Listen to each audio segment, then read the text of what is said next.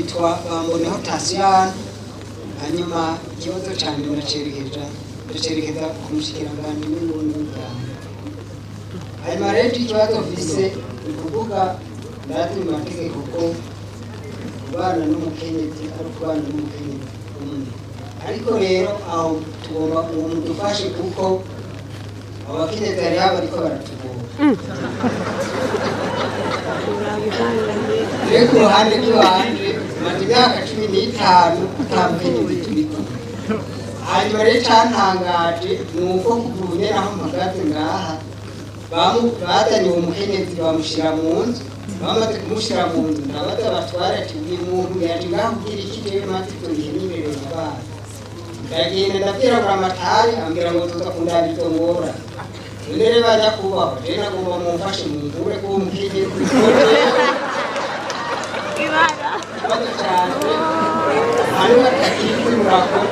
Nitwa Pascal Utoyi, abamurira radio Kazoza FM ikigihugu bizumwimo. Akabazo ka mbere ndakerekeza ku bushiranganje bw'ejo iby'inyubako.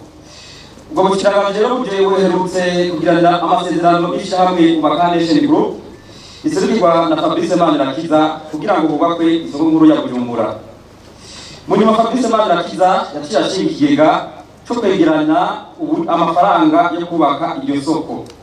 Akabazo ka mbere, mbega ubushiranganje bwahaye isoko umuntu adafite umutayo. Nitwa Mihari Kanyange korera radio televiziyo Isanganiro, mfise utubazo tubiri. Akambere ndakerekeza ku muvugizi wa leta y'u Burundi. Mu minsi iheze equipe ya Dinamo yagize ibibazo igiye muri bar, aho sponsor officiel yari Visit Rwanda.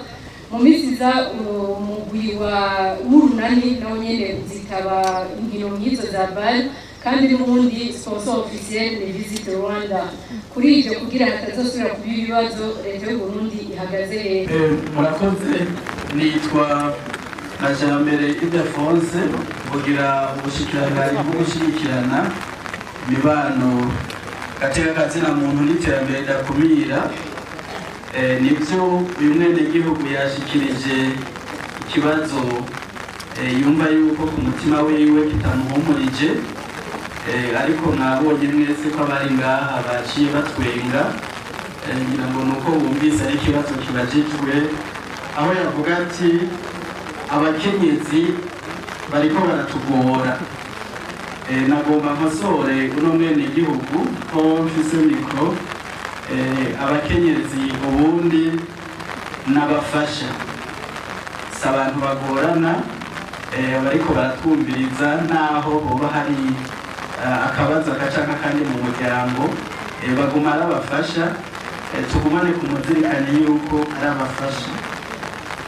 Hanyuma shima inyifato cane cane yaranze uyu muryango, kuko yavuze ko mumaze imyaka 15 atanumupfasoni afise. Ivyo turaza kubisuzuma hanyuma, mugabo ntigeze avuga yuko habaye amatati naho bamuzanye. Turamushimira rero yuko atakibazo c'amatati coba carahabaye. Ibisigaye turi ngaha turamwumviriza. Navuganye n'uduserukira mu ntara nawe nyene ngaha, nta ntiyihutse kugenda duce kuvugana kugira ngo neza ikibazo cy'ubu murakoze. Murakoze. Nshima yuko hano turi kumwe kandi abajeje intwaro. Abajeje intwaro nibo baserukira inzego zose za leta kandi begereye abenegihugu. Turashima yuko turi kumwe na Buramatari w'intara nziza ya Bururi, ari kumwe kandi n'abamufasha ibikorwa. Nibaze yuko umwenegihugu muri icyo gikorwa gikurikire ngo bafashanye n'abajeje intwaro babegereye, na cyane cyane yuko twumvise yuko ni ikibazo kiraba umuntu umwe kitaraba abantu b'abenegihugu benshi muri rusange. Twisunze imbere ya kino kiganiro nuko dushira ingufu cyane cyane ku bibazo nkoramutima byega abenegihugu muri rusange, ibindi biraba umwenegihugu umwe begere abajeje intwaro canke abahanuzi ibiro by'umukuru w'igihugu bari hano baca bavyandika kugira babikurikirane. Akoze nitwa Anne Mukenguruka, gushimira ubushikiranganji bw'inyubako bwa leta no kuzura ikibazo mwabajije cyerekeye isoko nkuru ya Bujumbura bamenyesha ko umugambi wo kubaka isoko nkuru ya Bujumbura wagumye ari inkoramutima kuri leta y'u Burundi ndetse n'amashikiranganji yayize icyo kibazo umugambi iremeza mbere n'ibicapo zogenga isoko mu kiganiro nyir'ishuri mu gihugu cyacu Burundi yagiranye n'abarundi baba hanze mu ntara ya Kayanza igerekezo rya 30 Mukakaro 2024 ishyirahamwe Kubaka Nation Group yarashikirije icyifuzo cy'uko yo kubaka inyubako isubirira isoko nkuru ya Bujumbura. Userukira iyo shyirahamwe Kubaka Nation Group yasabwe kwegera ibisaka bijejwe mu bushikiranganji bw'inyubako kugira ngo babitegurire hamwe. Ibicapo by'ibanze byari bimaze gukorwa byashikirijwe Kubaka Nation Group kugira byisunge gukora ibyigwa nyezina zo kurondera amafaranga azokenerwa mu kubaka iyo soko. Kubaka Nation yahawe amezi 6 kugira ngo ibe yashikirije ibyo isabwa n'amasezerano agenga. Icyo cegeranyo kizoshikirizwa inzego zifata ingingo kizishimye ibikorwa nyezina bitangire. Ahantu habereye isanganya nka rirya ibyari koroha ko amamashini yinjira harya hatabanje kuvanaho ubushake bwari buhari. Ibyo bikorwa mubona Kubaka Nation irakora muri kino gihe muri kiriya kibanza cy'isuku ya Bujumbura. Murakoze namwe ariko ikibazo yabajije abajasi mbega ko yahawe iyo soko ntabwo yari afise ko ariko aregeranya uburyo iyo umuntu afise umugambi wari wose usaba uburyo arasaba ideni muri banki canke akarondera abandi bakorana uwo mugambi. Kubaka Nation rero muri kino gihe kiregeranya uburyo icishe kwabo bariko barakorana uwo mugambi abariko baratanga uburyo nuko babona ko bazokungukira hamwe na Kubaka Nation Group baranguye igikorwa cyo kubaka isoko nkuru ya Bujumbura. Bikorera icumbuye hari ikibazo cya Mirayi Kanyange avuga byerekeye kuzibira ibinogo mu mabarabara byose bigize yatanze uturorero ku mabarabara abishashaye cyane. Gatoya siriro gatoya umuvugizi wa leta yaravuze ko agomba kuganira. Ngo murakoze cyane agomba kumwunganira kuri iki kibazo kijyanye no kubaka isoko nkuru ya Bujumbura. Tuza turamenyera yuko akimuhana akazi muri se kandi amazi masabano atambaye ndiyo. Igihe ikibazo cyashikirizwa cyafashe intumbero yuko ko leta yamaze gucinga muri amashikiranganji ikabona n'ibicapo by'ingene aho hantu hazoba hubatswe ikanabyemeza yuko hakenewe rero ko abantu baja kukibira. Ariko ikintu cyashyizwe imbere cyane kikanakora no ku mutima wa nyir'icubahiro mukuru w'igihugu ni uko aba barundi baba mu mahanga bashyira igicuriro cyo kuvuga bati mbega kubera iki abarundi ubwacu tutokwiyubakira irya soko hariya hawe isoko nkuru ya Bujumbura hari abarundi ubwacu. Rero benshi iyo bariko barabiraba kuri urwo ruhande gusa ngo mbega amahera ariko aratozwa, ariko iki kintu cyo gukora igihugu ntibagishikako.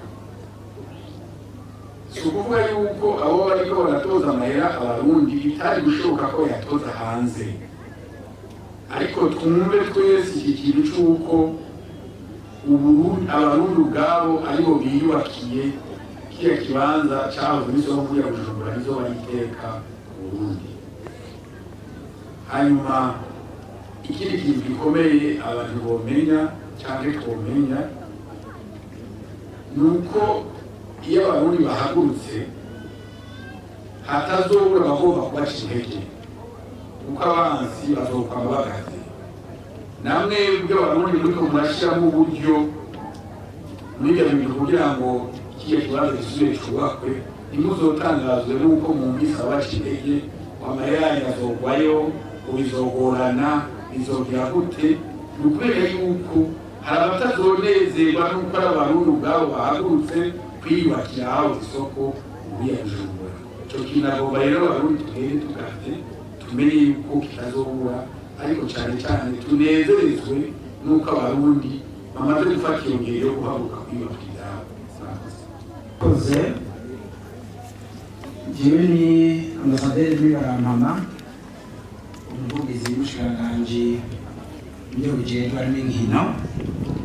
Munkundire banze nshimire rwose abakunzi b'urukino rwa basket ndetse n'abarundi muri rusangi bataciwe intege n'ibyashikiye Dinamo kijagiye nk'uko mwaje kubikurikirana mwubaho karabishikiriza. Muriravye ingene inkino ziriko zitunganywa ubu muri ico gisata birashimishije cyane. Abarundi benshi cyane abakunzi b'umupira w'amaboko basketball baza ku bwinshi kandi bibaye bitunganywa neza. Ngarutse rero ku kibazo cabajijwe, nivyo urunani ruretse gutahukana intsinzi mu nkino za play off zitunganywa ku rwego rw'igihugu. Ico gituma uwo mugwi nyene runani ari wafise uburenganzira bwo babandanya inkino bita road to ball, kuko inkino zibaganisha ubundi muci bita ball. Izo nazo zikaba ziriko zitunganijwe ko zizoba ku magenekerezo ya 15 gushika 20 kuno kwezi nyene. Mu gihe urunani butahukana intsinzi rutaruronka amahirwe yo kwitabiriganwa bita elite 16 atangorane n'imwe ihari.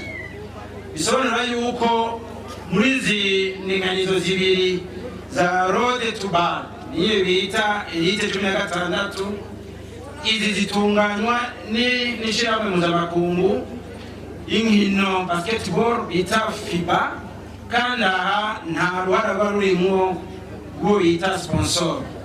Bisobanura yuko imigwi ifite uburenganzira bwo kwambara inyambaro yabo nyene uko bahisemo. Uruhara rwo bita sponsor ruseruka iyo imigwi igiye mu gice kigira gatatu, ni ukuvuga inyuma ya elite 16 acatangura ikindi gice bita ball. Ico naco kigatangurwa n'izindi nkino bita conference, gasozerwa niyo bita play off kuri urwo rwego.